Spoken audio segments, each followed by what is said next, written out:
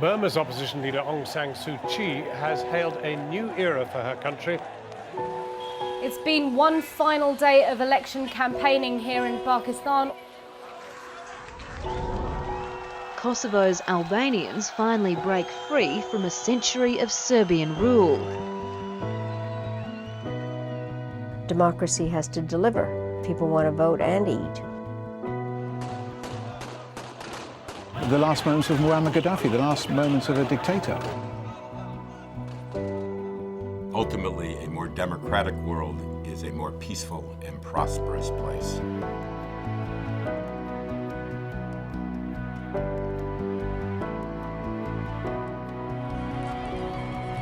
South Sudan has now formally declared its independence.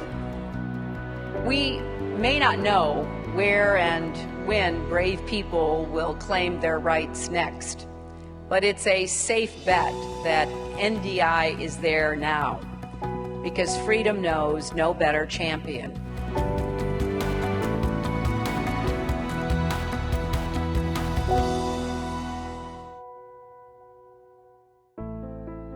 From the very beginning, NDI had a strong belief that democracy was a universal principle and that people around the world had the same hopes and aspirations.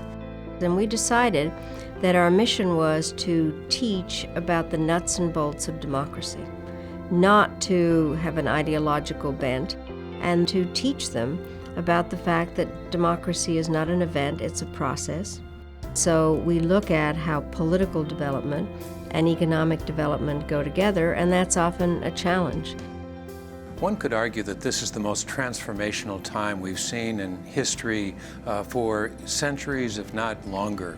And I think the essence of that transformation is around technology, the fact that we're moving to an integrated society around the world, and that integration requires a lot more understanding about institutions of good governance. That's what NDI is all about. People are in a demanding mood. And the question is, what is the responsibility of the international community?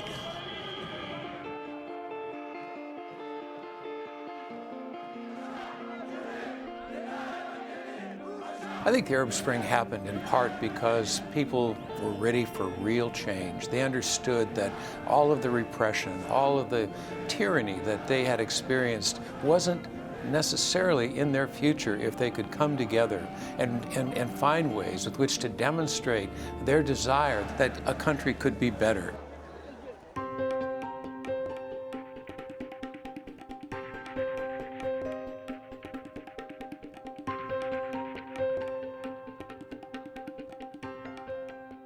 We were on the ground in Tunisia 2 days after President Ben Ali had resigned, responding to their requests for the type of assistance that would be relevant in the Tunisian context.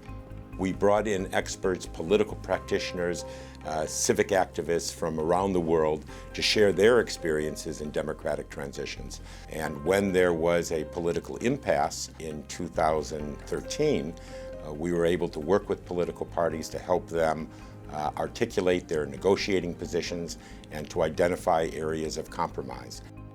I think there's little doubt that without the institutions of governance, you'll never have the governance to which people aspire. So really it was critical that both go hand in glove, an understanding of the importance of the institutions, but the institution building that must come with it. NDI's role has been absolutely invaluable.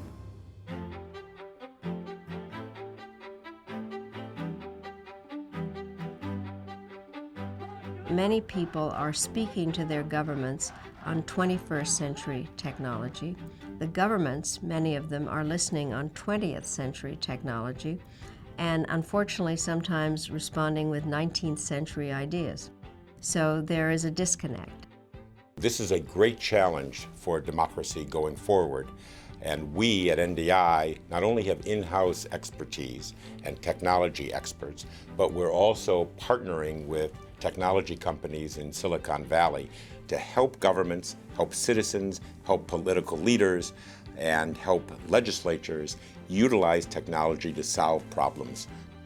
I think the opportunity for technology with respect to democratic development is really to enable people around the world to have a voice in the political process and in how their governing institutions serve them.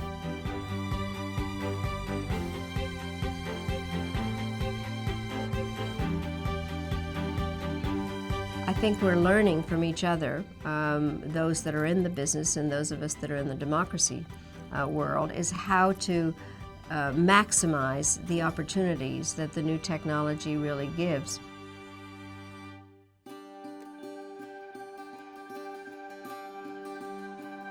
I think people might be surprised at the work we do with women. I don't think they probably know the extent of our work. When I was Secretary of State, I felt that societies would be better off if women were politically and economically empowered.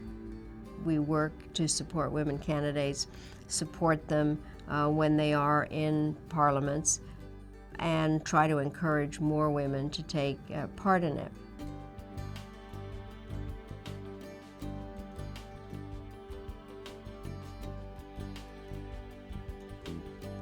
We're seeing a lot more of an opportunity for women to play major roles.